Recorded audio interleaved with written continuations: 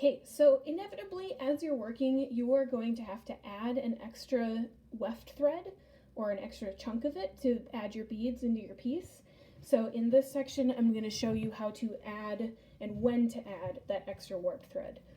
So at this point, I've reached a spot where I have about an 8-inch or so tail, and you really don't want to go much shorter than that.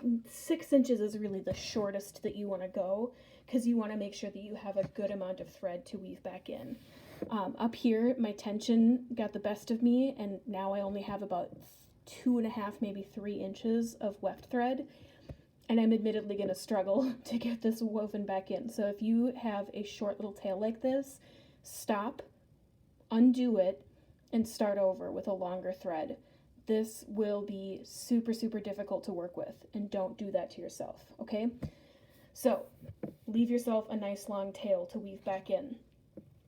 Once you have reached that point and you're ready to go, you'll just take that needle off, thread it onto a new chunk of thread, and if that previous length worked fine and just ran out early, that's perfect, because that means that you can use it again or use that length again and you don't have to worry about it.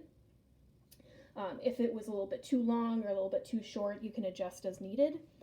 The next key thing is adding in your next weft thread, and that all you need once you've got your, here we go, needle threaded back up, you're gonna go back through the last row that you beaded, going the same direction as the previous thread, because we're gonna keep this weaving pattern the same.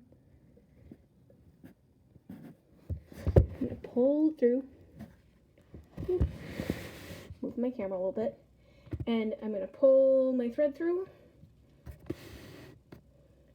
until I have, once again, about a 6 to 8 inch tail. So I'm almost there. I'm gonna go till right about there. So at this point I have about a 6-8 inch tail.